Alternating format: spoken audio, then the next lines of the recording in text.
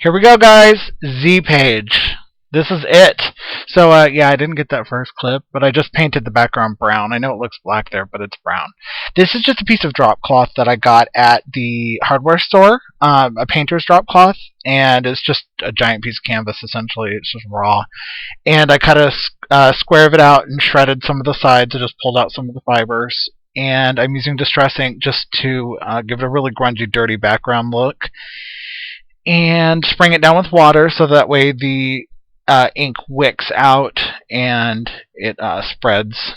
And instead of using my heat gun, I like to use my craft iron for stuff like this. So a lot of the heating in this isn't really the craft or the heat gun, it's my iron. So I smushed it all up into a little ball and then put the hot iron on it so that way it created all those wrinkles.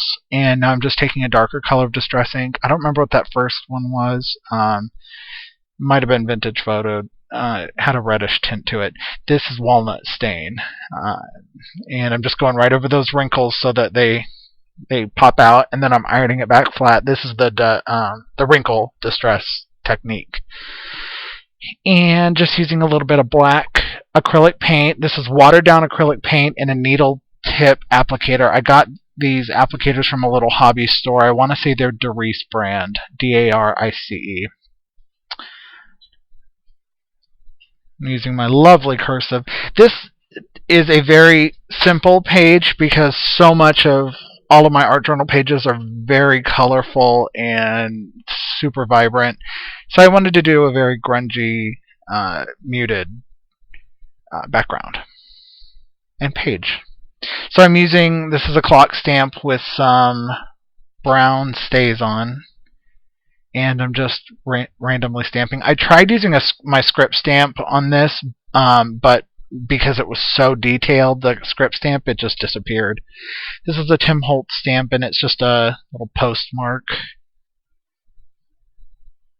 And again, just using, at this point, for the stamping, I'm using StazOn. Distress ink is too watery, so it would just kind of smear and wick on the fabric. So you need to use something with a pigment in it, like StazOn or Archival. And this is another Tim Holtz stamp, and it's that long string of numbers. And again, I'm just giving some background texture. Like I said, this is a really super simple page. But I have good news for you. I decorated the outside of the journal and the whole front and back, so it's no longer just that boring white cardstock, and it came out really great. I love it. So that video will be coming eventually. I did record it, so you'll get to see it. And a couple of you have asked for a completed ABC Art Journal flip, and after I'm done doing the video for decorating the outside, I will definitely do a completed flip for you. Right now in the video, I'm not doing much of anything. I grabbed this Harlequin stamp, which is from Viva Las Vegas Stamps. It's unmounted rubber. I always buy my stamps from them in unmounted rubber. It's cheaper. I buy the whole plate because they have some fantastic stamps. It's www.stampo.com.